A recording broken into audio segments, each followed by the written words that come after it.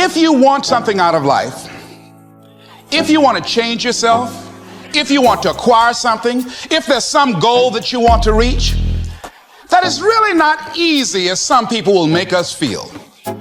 That living your dream, changing your behaviors, overcoming negative habits, it's challenging. It's hard. Most people go through life never discovering what their talents are. Most people never develop their talents. They have skills and abilities, but if you don't nurture them, if you don't develop them, they will never serve you. Your gifts can take you many places if you develop your gifts. Most of us don't like to do those things that come easy to us. I've always loved to talk to people. I decided, taking this advice, to develop my skills as a speaker. And my gift has developed and it's taken me many places. You have something that you brought to the universe, and that if you decide that my life deserves my developing this, what I do well, and becoming the best at it, and mastering myself, and seeing what I have within me, if you decide to drop your buckets where you are and develop your gifts, I grant you, you'll never ever be without. I grant you that your gifts will take you places that will literally amaze you. I grant you that if you begin to work to develop your gifts, you'll develop a strong sense of happiness. You'll get a larger vision of yourself, because part of beginning to get a larger vision of yourself, all of us need some area of our lives where we can have a feeling of competence. People know when they think about this area, that's something you do. That you eat and sleep that, and that you do that, and people know it, and you know it, and you know that you know this. If you don't know anything else, you know this. Can you tell I know what I'm doing? Oh, hello. You know this. So you've got to work on it. When other folk are having a good time, you've got to have the strength of character to concentrate, to read, to digest information. If you decide in any particular area that you're concerned about to make a conscious, deliberate, determined effort to read one book a month in that area, in 5 years, you'll be among the top 5% experts in the world. I read a minimum of 2 books a week. The average American reads only 1 book a year.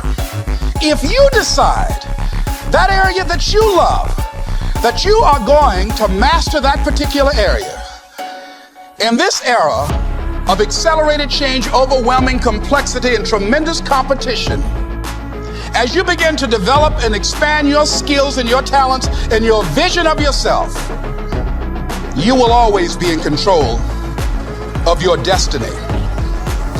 The next thing is, whatever it is that you want to do, you want to do it massively. I have a friend who was telling me that his sales were down. I said, well, how many phone calls you make a day? He said, 25. I said, double them. Make 50 or 75 or 100. He said, oh man, that's just too much. What do you mean too much? You behind on your bills? You talking about too much? You know one way to get back on your feet real quick is to miss 2 car payments? You talking about you're tired? There's no competition out here. Decide that you're going to push yourself. Most people won't do that. Most people give up on themselves easily. You know the human spirit is powerful. There's nothing as powerful. It's hard to kill the human spirit. They asked Benjamin Disraeli, a man who became the head of a country at a time when Jews were not allowed out after 10 o'clock. They said, how did you do it? How did you achieve it against such great odds? He said, nothing can resist the will of a people that will stake even their existence on the extent of their purpose for good. That when you have a made-up mind, when you decide that you want to do something, I was reading something the other day, he said the power to hold on in spite of everything, the power to endure, this is the winner's quality. The hunger, the ability to face defeat again and again without giving up. This is a winner's quality. You have that quality within you. When you're hungry, you don't care about the facts. You don't care about the odds. Doug Williams played for the Washington Redskins, quarterback. John Elway of the Denver Broncos in the Super Bowl. Everybody was talking about Elway, Elway. After the Super Bowl, when Doug Williams made a historic passing game, they asked him, said, how were you able, in spite of all of that negative publicity saying that you couldn't win, how did you do it? He said, I ignored my critics. I just didn't pay any attention to them. I ignored myself because they kept on saying it so much. There were times I doubted whether or not I can do what I needed to do. There's a Doug Williams in everybody here. There's greatness in you. And you've got to learn how to tune out the critics outside and the critic inside.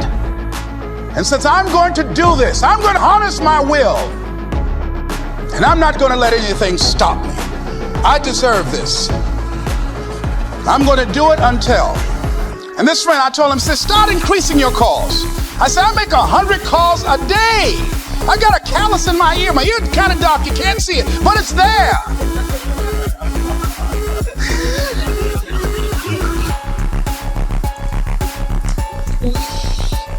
His sales have increased. He's working harder now. The other thing is that if you want something, you have got to be relentless. You've got to learn how to become resourceful. You've got to learn how to become creative. When crises strike in your life, and in the Chinese language, crises mean danger, but it also means opportunity. And this is an opportunity for you to grow. And you've got to be so relentless, regardless of what comes down the pipe, that you're always looking for a way to get over, always looking for a way that you can break through, always looking for a way that you can win, always looking for a way that you can strike a telling blow. And pretty soon, I think there's some people watching us in the universe that say, wait, let's call a meeting over here. You know that guy Mustafa? Look at him down there. He won't stop. Just that fool don't know he can't get over. Look here. Why don't we do this? Let him go and let's mess with somebody else. Just let him go on through.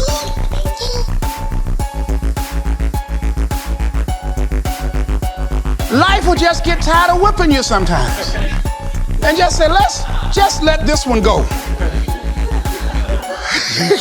I believe this. Now, no one has told me this, but I just kept on kicking. I didn't have sense enough to stop. I was intelligently ignorant. I didn't know what I couldn't do. So I just tried anything. And the fascinating thing about life, because you can't get out of it alive, you might as well have a good time, you know? You might as well have a good time. Live your life with passion, with some drive. I was giving a seminar the other day, and I mentioned that I was going to do some training in August with some young teenagers and take about 100 away to a 2 or 3 day camp and wipe them out. Been working on this. So after the speech, one of the parents walked up to me and said, Mr. Brown, I'd like for you to do something for my son. He's not motivated.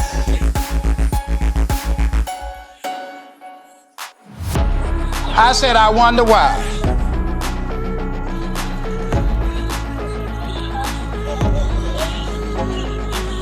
I wonder what's wrong with him. He had no fire whatsoever. See, what you do speak so loudly, folk can't hear what you're saying. And so if you don't have any fire, you know, you've got to watch the people, the relationships that you develop. Have people of kindred mindsets. If you're around folk who are dead and negative all the time, they will affect you. You want people that are around you that have smiles on their faces, looking good. I was telling a group last week, Abraham Lincoln refused to hire a guy because of his face. They said, but the guy can't help it. He said, anybody over 30 is responsible for their face.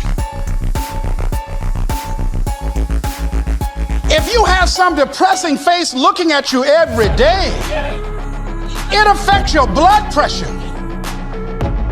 Keep these dead faces away from you. It's contagious. This is serious. So you've got to watch your countenance, watch your face, have an uplifted expression, watch your body posture. All of these things affect you psychically. You've got to be the kind of person that you are fearless. Fearless. Folk leave fearless people alone. There's some people walk through a neighborhood and every dog in the neighborhood would bark at them.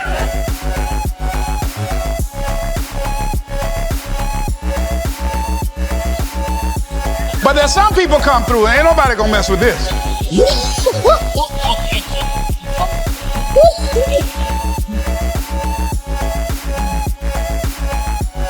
You are unstoppable.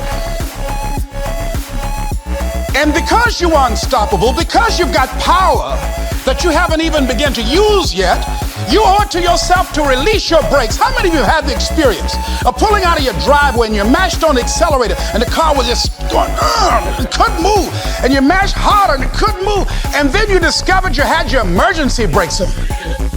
And then you release those emergency brakes and it goes, choo! Have you ever had that experience before?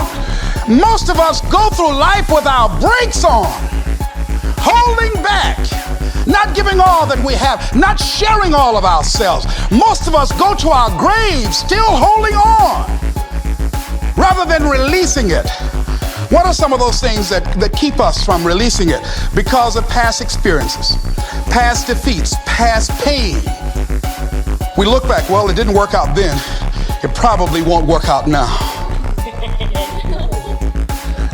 Many people get confused their performances with who they are. I was reading Pat Riley, the coach of the Los Angeles Lakers.